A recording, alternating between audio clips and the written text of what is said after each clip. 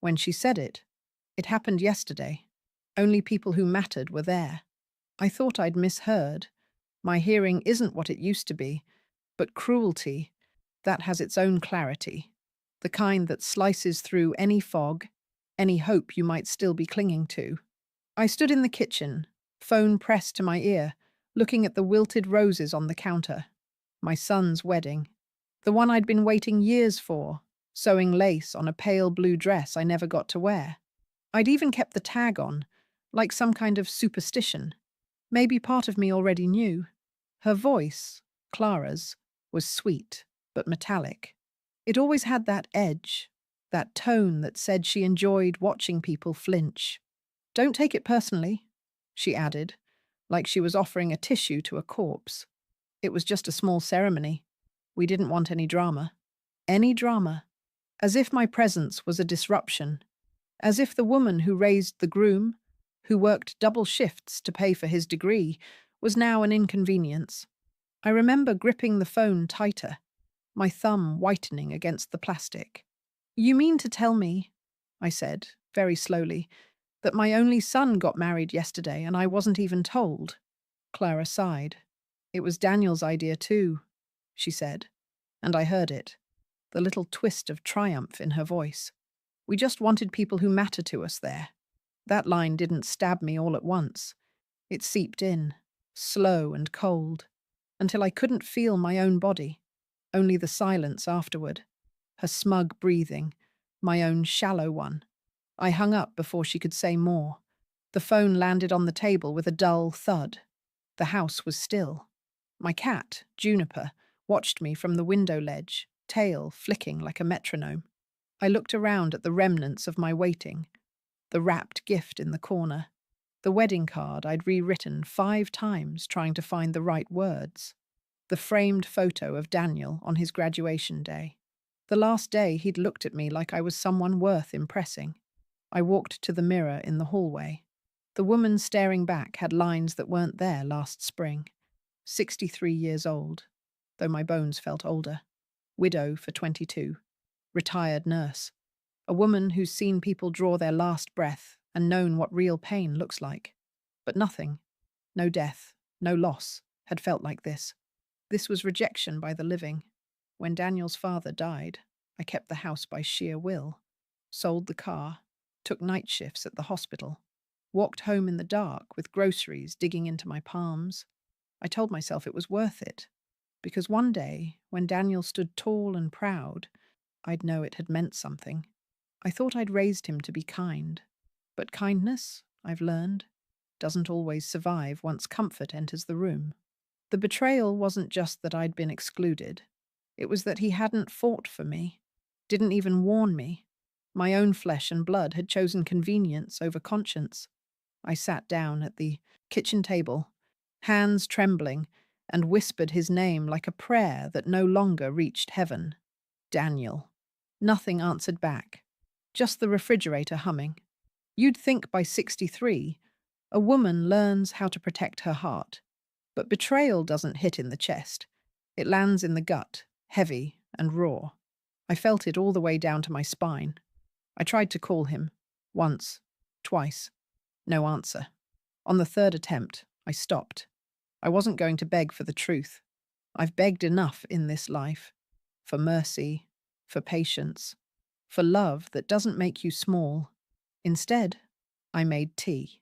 That's what you do when you've got nothing left but manners. The steam rose, fogging my glasses, and I stared into it like people stare into church candles. There was a part of me, small and stubborn, that still wanted to believe this was a misunderstanding, that my son hadn't really meant it, that somehow it was her doing, not his. But I knew better. Daniel may not have said the words, but he let them stand. Silence is its own kind of cruelty. I opened the blue box on the table, the one with his father's cufflinks, the ones I'd saved for Daniel to wear on his wedding day. I'd polished them last week. I ran my thumb over the silver, thought of how his father would have looked at me now. He was a quiet man, but he'd have had a word for this kind of disrespect. Some lessons, he used to say, only life can teach the hard way. I think that's when it settled in. The humiliation wasn't just mine, it was ours. Every sacrifice, every prayer, every sleepless night for a boy who'd grown into a stranger. The clock ticked louder than usual. I didn't cry. Tears felt like giving them too much power. I just sat there, hands folded, and whispered under my breath. I wasn't invited to my son's joy. That's not a wedding. It's a funeral. And as the words left my mouth, I realized something I hadn't in years. Grief and anger are sisters. One buries you, the other digs you out. I think I was done mourning. I think I was starting to dig. The next morning, I woke before dawn. Habit, I suppose. Even after years of retirement, my body still follows the old nurse's clock. 5 a.m., no matter what. I used to like those quiet hours, the soft hum before the world wakes. But that morning, silence pressed differently, heavy, accusing. I made coffee the way I always have. 1 spoon of sugar, 2 of regret. Sat by the window and watched the streetlights blink out one by one. Every house had a light come on except mine. Funny, how a lifetime can feel that small. I thought of Daniel as a child, how he used to leave his little shoes by the door, always paired neatly together, just like his father. He'd climb into my lap and say, "When I'm big, I'll buy you a house with windows everywhere." I used to laugh, imagining sunlight pouring into every corner. And now, even with all these windows, it felt dark. The mind has a cruel way of replaying kindness when you most need cruelty. It loops the good moments as if to mock you, reminding you how far you've fallen. I raised him alone. When my husband, Samir, passed, Daniel was 14, too young to lose a father, too old to believe in comfort. We stumbled through grief together. I went back to double shifts, stitched wounds by day, and held my own together by night. I told myself I was building him a future, that every ache in my spine was a deposit in his tomorrow. People liked to say I was strong. I wasn't. I was scared. But I kept moving because stopping meant breaking. And mothers, real ones, don't get to break. When Daniel met Clara, I wanted to be hopeful. She was polite at first. Too polite. The kind of woman who measures every smile. Pretty, ambitious, always dressed like she was expecting applause. I remember the first dinner she came for. She complimented everything. The curtains, the tea, even the cat. But it was the way she said your house has such a classic smell that told me everything I needed to know. Over time, she started to redraw the space around me. Tiny comments that didn't sound like insults until they built a wall. Daniel doesn't need to worry about that. He's got enough stress at work. You should rest more. It's not good for your heart to handle finances. I can take care of him now. And just like that, I was moved out of my own life. I'd seen that look before, back when I was young and married, standing in front of my own mother-in-law, who once told me I talked too much for a woman who owned so little. I had vowed then to never make another woman feel small under my roof, and yet here I was, letting Clara shrink me inch by inch. Sometimes I wonder if aging isn't about losing years, it's about losing witnesses, people who remember who you used to be. Once they're gone, others rewrite your story for you. I blamed myself for a long time. Told myself maybe I was too old-fashioned. Maybe my expectations didn't fit their world. I tried to stay useful, brought meals, offered help with their apartment, gave advice when asked. But I could see it in Daniel's eyes. Every time she looked at me with that patronizing half-smile, he flinched. Not for me, for himself. He didn't want to choose. So he didn't. He let her decide everything. What they bought, where they lived, who they saw. I told myself that's what love does. It makes men soft, pliable. But this wasn't softness. It was surrender. The morning of the wedding that wasn't, I walked past the dress hanging in my closet. I touched the lace, my handiwork. My eyesight isn't what it used to be, so the stitches aren't perfect. Still, each thread held memory. I'd sewn it with the same care I once used to patch up soldiers, strangers, anyone who came through my ward broken. I guess I thought love could be stitched too, if you were patient enough.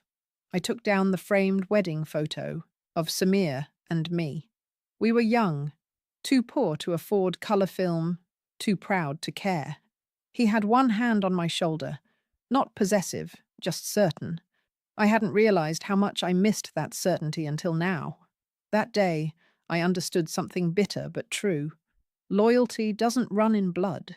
It runs in character. And maybe Daniel had inherited more of the world than of me. The phone buzzed once on the table. A message from a neighbour. A photo of Daniel and Clara smiling at some garden ceremony. The caption read, "Beautiful day for love." I stared at it for a long while. The white of her dress looked too sharp, almost sterile, the kind of white that hides stains well. I didn't cry. I couldn't. There's a point beyond tears where everything just burns steady. So I closed the phone and whispered, "You have no idea what love costs." And somewhere between that whisper and the first sip of cold coffee, I made peace with something. I may not matter to them now, but I've survived far worse than being forgotten. That's when the reflection turned into resolve. I wasn't just mourning anymore. I was taking notes. By the third day, I'd had enough of silence. It wasn't grief anymore. It was insult. So I called, not to weep or plead. I just wanted to hear my son's voice and see what kind of man could stand inside that silence without choking on it. He answered on the second ring. For a moment, there was a flicker, familiar warmth, like the way he used to say "Ma" when he wanted something, but it faded quick. "Hey, Mum?" Flat. Careful. Like he was picking each word out of a box labelled fragile. "I heard," I said, "that you're married now." Silence again. Just the faint hum of traffic behind him. Then a short sigh. "Yeah," he said. "It all happened fast. We didn't want to make a big deal out of it." A big deal? The word hit like a cheap slap. "You didn't think your mother needed to know her son was getting married?" I kept my voice even. Decades in hospitals taught me how to sound calm while bleeding inside. He stammered something. "We were busy." It was small, but I could hear Clara in the background, whispering something. Then she said it herself, loud enough for me to catch every poisoned syllable. "It was intimate, Mrs. Karim. Family only." That word again. Family. How easily some people redefine it. "Then who was I all these years?" I asked, not angry, not even hurt anymore. Just curious. "A nurse with the same last name?" She gave a little laugh. "You're being dramatic. It was just about convenience. We didn't have space, and—" "Stop." I didn't shout, but she stopped anyway. That tone only mothers learn. The one that ends conversation before it begins. "Tell me," I said softly, "what do you think you've won here?" There was rustling, a door shutting. Now it was just Daniel again. "Ma, please don't start." "Start? What?" I asked. "Caring? Asking why my son got married without me? You wouldn't have liked it," he said quickly. "You and Clara, it's just easier this way. No tension, no judgment." The words were strange in his mouth. He sounded like someone reading lines written by another. "Do you know what's funny, Daniel?" I said, voice trembling for the first time. "You always told me I was the strongest woman you knew. You said I taught you right from wrong. And now here you are, standing beside a woman who taught you how to forget that." He didn't respond. I waited. The quiet grew teeth. Then, very softly, I said, "You could have told me yourself." Instead, she told me I didn't matter. A long exhale on the line. "It's not like that." "Then what is it like?" He had no answer, so I said the only thing left. "You've made your choice. I'll remember it." And I hung up. I sat there for a while, phone still warm in my palm. The air in the house felt stale, used up. The walls seemed to echo their words back at me. You wouldn't have liked it. No tension. That's what happens when people mistake your silence for peace. They think you're harmless. I walked through each room like a ghost, touching the furniture, the pictures, the tiny relics of a life built around people who were now strangers. My knees ached, but I kept moving. I needed to feel the weight of what I'd lost, physically, tangibly. By evening, I'd packed away the photo frames, not out of anger, out of clarity. Looking at them didn't bring him closer. It just made me smaller. When I finally sat down, I realized something cold and clean had replaced the ache. It wasn't rage. Rage is messy, loud. This was quieter, sharper, a kind of knowing. I thought about Clara's voice again, the way she said, family only, the way Daniel let her speak for him. There's something about being dismissed so completely that rearranges you. It strips you of illusions. I looked at my reflection in the glass window. My face wasn't the soft thing I used to recognize. There was a hardness now, one that didn't ask permission to exist. I took a deep breath and said it out loud. They think I'm powerless. The words sounded strange, like they belonged to someone new. Then, after a pause, I added, let them. That night, I couldn't sleep. I lay there listening to the old house creak. Every sound was a memory. The radiator clicking like the clock Daniel used to wind, the pipes hissing like whispers behind walls. But beneath it all was something steady, a pulse of defiance I hadn't felt in years. I remembered how, as a nurse, I'd learned to hold composure even when faced with cruelty, the kind that comes from arrogance, from people who think money makes them untouchable. I'd seen it before. I could handle it again. I whispered into the dark, more to myself than to anyone. You've survived men dying in your arms, child. You can survive your son's disappointment. It was almost funny how strength sneaks back in, not with fire, but with stillness. Before I drifted off, I looked toward the hallway mirror one last time. The same woman stared back, but her eyes had changed. Not broken, not even sad, just awake. And somewhere deep inside, a quiet thought settled like a promise. They had taken my place in their story, but I was about to write my own ending. 3 nights later, the phone rang again. I almost didn't answer. Thought it might be one of those scam calls that start with congratulations. But fate has a dark sense of humor. It was Clara.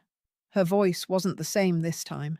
Gone was that polished, poised tone she wore like perfume. What came through was panic, unfiltered, trembling. "Mrs. Karim," she said, breathing hard.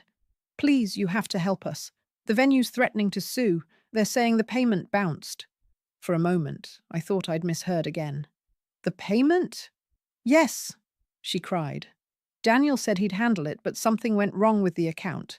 They're threatening to go public, post about it online. Please, we can't have that kind of humiliation." Humiliation. That word again. She said it like it was the end of the world. I stayed quiet. The kettle was whistling behind me, a thin shriek that felt almost fitting. "I don't know what to tell you, Clara," I said finally. "I wasn't at the wedding. It doesn't seem like my concern." She let out a small sob. I know. But this is serious. Daniel said maybe you could, just until we fix the bank issue. Maybe you could cover the bill? We'll pay you back, of course." I couldn't help it. I laughed. A low, bitter sound that startled even me. "So now I matter?"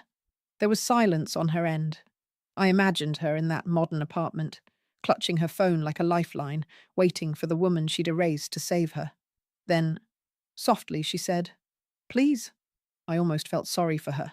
Almost.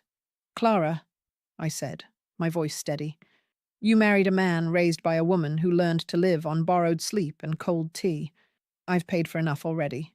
You'll have to fix this one yourself." And I hung up. But the call stayed with me. Not out of sympathy, out of curiosity. Something didn't fit. If Daniel was working at that firm, with the salary he bragged about, how could a venue payment bounce? I poured myself a cup of tea and went to my desk, the old oak one that still smelled faintly of disinfectant and dust. I hadn't opened the drawer in months. Inside were the documents, bank papers, account records, the file where Daniel's name appeared more often than my own. Back when he got his first job, I'd added him to my savings account just in case. I thought I was being practical, responsible. What harm could it do? A son should be trusted. The thought made me nauseous now. I logged in online. My fingers shook as I typed the password, the one I'd used for years, my husband's initials and Daniel's birth date. Simple, sentimental, stupid. The numbers loaded slowly. At first it looked normal. Then I saw it, the transfers. Regular amounts, spaced months apart. Then larger ones, tens of thousands gone over 2 years. Recipient name, CM Holdings. I blinked. Clara's initials. I sat back, heart thudding, staring at the proof. She hadn't just wanted me out of their life. She'd been draining it. With my son's permission, or his ignorance, which felt no better. I opened my drawer again, found the old bank passbook with the handwriting of a younger me. Neat. Hopeful. I ran a finger down the columns, comparing balances. There was a time I'd been proud of that account. It was my proof of survival, my safety net. Now it was gone. I tried to remember the last time Daniel had asked to borrow something. Maybe it started small, just until payday. I'd said yes, because that's what mothers do. We don't count favors. We count years. But this wasn't borrowing. This was betrayal in decimal form. The teacup slipped from my hand and cracked on the floor. The sound was small, but final. I sat there until the sun rose, not moving, not thinking, just breathing through the dull pulse behind my eyes. When the first light hit the window, I stood and walked to the mirror again. I looked at the woman staring back and said aloud, "They've been planning my absence for years." And in that moment, something inside me went cold in the cleanest way possible. By noon, I'd called my friend Margaret. We'd worked together decades ago. She'd been a nurse once too, before retraining as a legal assistant. Her voice was calm as ever, almost too calm when I told her what I'd found. "You've been robbed," she said, plain and simple, by my own son. She didn't sugarcoat it. "Then he's not your son anymore. He's an adult who made choices." That stung. But she was right. She told me to print everything, keep copies, and say nothing to them. "Not yet," she said. "Let them think you're still the same soft mother who'll forgive anything." I almost smiled. That softness was gone. It had died quietly sometime between the wedding call and the bank screen. When we hung up, I looked at the empty chair across from me. Samir's chair. "I finally learned your kind of silence," I whispered. "The kind that waits before it strikes." Outside, the wind picked up, rattling the windows. It sounded like applause. I didn't feel broken anymore. I felt awake, and for the first time in months, maybe years, I had a reason to start planning. The next morning, I woke with a kind of stillness I hadn't felt since before Daniel was born. Not peace, clarity, the sort that sits in your stomach like a steady stone. I boiled water, not for tea this time, but to fill the house with sound while I thought. The whistle from the kettle always steadied me. In the hospital, I used to hum along with it before a hard shift. This felt similar. Preparing for surgery. Only this time I wasn't saving anyone. I spread the papers across the table. Bank statements, old letters, anything with Daniel's signature. Each line told the story I'd been too blind to read. Slow, quiet theft, disguised as filial trust. I dialed Margaret again. She didn't ask how I was. She just said, "Come by." Her home smelled of old books and boiled coffee. She'd always been practical, the kind of woman who made sense of chaos by labeling it. We sat at her kitchen table while she put on her glasses and studied the printouts. She muttered, flipping through pages. "Consistent pattern. Regular withdrawals. Same beneficiary. She's using your money like a personal credit line." "She's clever," I said. Margaret glanced up. "Clever people get sloppy when they think no one's watching. You've been their shadow banker." The way she said "there" made it sound like a company. I suppose it was. A partnership built on my silence. "So what do I do?" She took off her glasses and looked me in the eye. You do nothing. Not yet. You let me contact someone I trust. Quietly. I nodded. Meanwhile, she said, gather everything. Proof, statements, even text messages if you have any. Don't alert them. Let them think you're still hurt, not suspicious. I can do that. She smiled faintly. You always could. Back home, I turned my grief into routine. I cooked as usual. I even sent Daniel a message, something gentle like, hope you're both settling in well. He replied an hour later, thanks, Ma. Things are great. Clara's starting a small business soon. She's been amazing. I almost laughed. Amazing, indeed. I deleted the message, but not before forwarding it to my own email. Proof of intent, Margaret had said. Every word, every lie, every drop of performance mattered. That night, I went through my closet and found an old tin box from the years after Samir died. Inside were the last papers he'd signed. Insurance documents, property deeds, the original title of the house. My handwriting was all over them, neat and certain. I ran my thumb along the embossed seal. It hit me then. This house, this life, was mine long before Clara knew how to fake kindness. They'd built their little empire on borrowed soil. The next few days, I lived two lives. To them, I was the forgiving mother. I sent a polite text on their 1-week anniversary. I even liked one of Clara's social media posts, a picture of their new kitchen. But privately, I was learning. I visited the bank in person. The manager, a man I'd known for years, frowned as he reviewed my records. You're saying you didn't authorize these transfers? No. He pursed his lips. Then you've been defrauded. Legally, we'll need a formal complaint. I kept my face calm. You'll have it. When I walked out, the wind felt different, brighter. I could smell rain coming. Margaret called 2 days later. I spoke to my contact. We're building the case. You'll get your money back. But that's not the point, is it? No, I said. It's not. Then what do you want? She asked quietly. I looked out the window. Daniel had texted earlier asking for recipes. A small, pathetic attempt at normal. I hadn't replied. I want her to know I saw through her, I said. And I want him to know what it cost. Then you'll have it, she said. Over the next week, we assembled everything. Bank logs, receipts, screenshots of messages where Clara mentioned her business. Margaret found out it was registered under CM Holdings, a company that existed only on paper. No office, no staff, no clients. Just an account. My account. I didn't sleep much that week.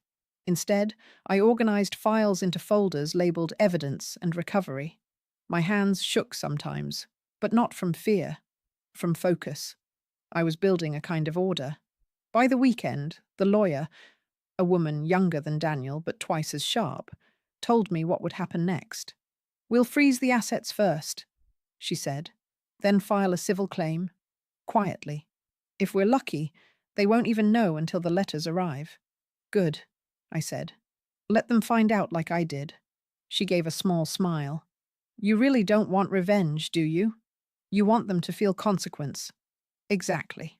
That night, I stood by the window again, lights off. I could see the city glowing faintly in the distance. Somewhere out there, they were probably celebrating something small and meaningless. Maybe a dinner, maybe another photo to show how happy they were. Let them. Every lie, every theft, every cruel little omission. It was all paper now, and paper burns fast. I touched the cold glass and whispered, half to Samir, half to myself. They taught me to beg. I'll thank them when they learn to crawl. Then I turned off the light, sat down at my desk, and began writing my statement. Each sentence felt like stitching a wound closed, not to heal, but to make sure it never opened again. The letter went out on a Thursday morning. I didn't need to sign it myself. The lawyer handled that. Just a clean, unassuming envelope, carrying years of silence folded into legal weight. It took 3 days for the storm to reach them. I was in the garden, pruning the hydrangeas, when my phone started vibrating against the windowsill. Over and over. I didn't rush. Flowers teach you patience. Everything blooms in its own time. When I finally answered, Daniel's voice hit me first. Panicked, rushed, breaking in places. Ma, what the hell did you do? Language, I said. My tone was even, the same one I used to calm patients mid-panic. What seems to be the problem? The bank froze our accounts. They said there's an investigation. Fraud, unauthorized withdrawals. Clara's name is on everything. People are calling. Her friends, her boss. What did you tell them?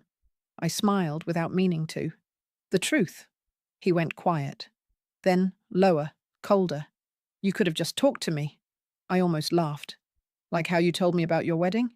That silence again. The sound of a man realizing that the ground beneath him isn't solid anymore. You've destroyed us, he said finally. No, I said softly. You did that yourself. I just switched on the lights. I hung up. By evening, my phone had more missed calls than I'd had birthday wishes in the last decade. Clara tried too. Messages, voicemails that started with anger and slid into begging. I didn't respond. The lawyer told me everything was going as expected. The accounts frozen, the fake company flagged, the venue debt now attached to their names. The press wouldn't get wind of it. Not yet.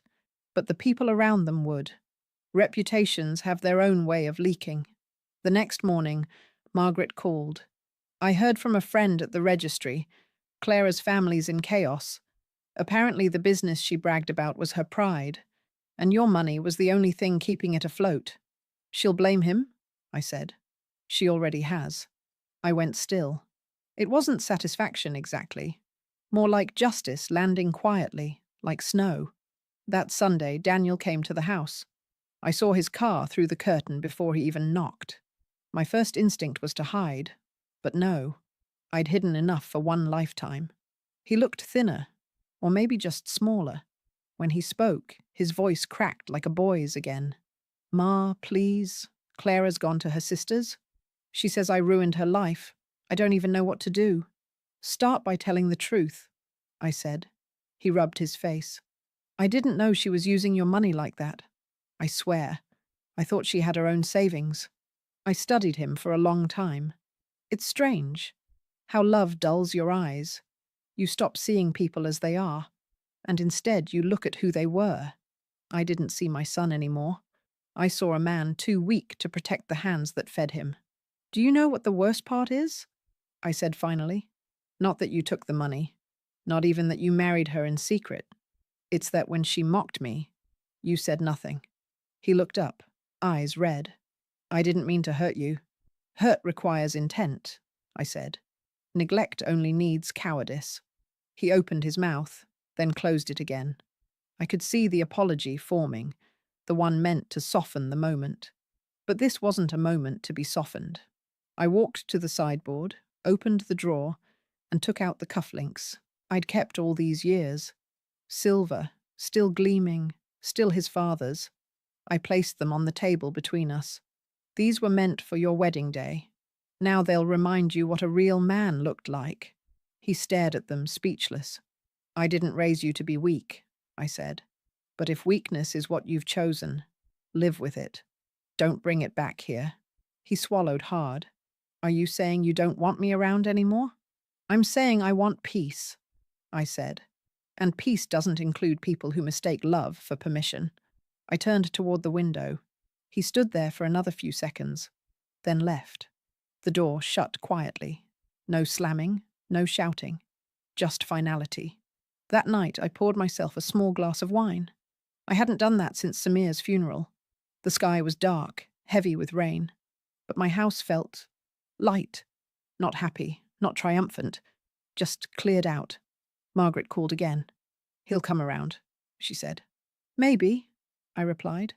But I'm not waiting for him this time. We talked a while. Two old women swapping stories of small victories. Hers about a stubborn landlord, mine about a hollow marriage that wasn't mine to save. After we hung up, I stood by the window and whispered into the quiet. I paid for your wedding, Daniel. Just not the way you thought. Outside, thunder rolled somewhere far away. Inside, I felt still. Justice doesn't always roar. Sometimes it just exhales. I cleaned the table, folded away the papers, and put the cufflinks back in their box. Then I closed every light in the house except the one by Samir's photo. His quiet eyes seemed to say what I already knew. This wasn't revenge. It was equilibrium, restored, at last. The days after Daniel left felt quieter than any silence I'd known before. But it wasn't emptiness. It was space, the kind that appears when the noise finally stops. I kept the house simple. Open curtains, fresh sheets. I cooked for one without apology. Even Juniper, my cat, seemed lighter, curling against my legs as if she too could feel the air clearing. The lawyer called once more to confirm it was all done. The accounts unfrozen. The funds returned. The company Clara built with my savings had been dissolved, her name marked where it belonged, in the record of fraud and arrogance. The lawyer offered congratulations. I thanked her, though the word didn't fit what I felt. Victory wasn't the right shape. It was more like steady ground after years of standing on glass. Clara vanished. Rumours drifted through town, something about debt, about shame. I didn't chase them. People like her always find a new room to enter, a new stage to stand on. She'd reinvent herself somewhere else, and that was fine. My story was finished with her. Daniel stayed, or rather lingered. Calls at first, then letters slipped under the door. I didn't answer, not out of cruelty, but out of need. Sometimes love must go without reply to learn its lesson. One letter I did open. It was short, written in his slanted, uncertain hand. He said he'd been blind, that he'd chosen comfort over conscience, that he missed me, that he finally understood what I'd meant all those years when I told him love without respect is just dependency in disguise. I folded it carefully and placed it in the drawer with the bank papers. Proof that sometimes truth arrives too late, but arrives nonetheless. Weeks passed, then months. Autumn came. Soft, brown light through the kitchen windows, the kind that turns dust into gold. I began walking every morning, slow and steady. People nodded hello. Some even stopped to talk again. It felt strange, being seen not as someone's mother or someone's victim, but simply as myself. One afternoon, I visited Samir's grave. The grass had overgrown a little, so I brushed it away.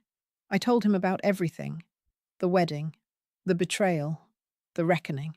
How I'd found my voice not in shouting, but in restraint. You'd have liked that, I said quietly. You always said patience was the last stage of strength. A wind passed through the trees then, soft and approving. I took it as an answer.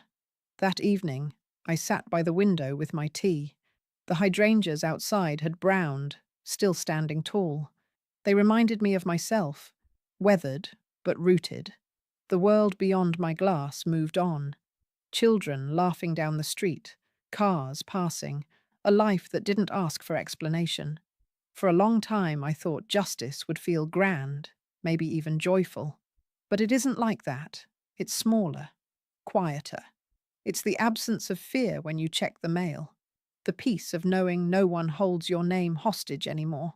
Sometimes, late at night, I think of Daniel as a boy again, standing in the doorway waiting for me after my shifts, holding his blanket and smiling. I let the image stay only a moment, then let it go. Memory should be visited, not lived in. Before bed, I looked into the hallway mirror, the same one that once reflected my humiliation, then my fury. The woman looking back now wasn't young, but she was whole. Her face had lines, yes, but they were carved by survival, not defeat. They mistook my silence for weakness. I whispered. My reflection held my gaze, steady, knowing. Then I turned off the light, and for the first time in years, I didn't look back.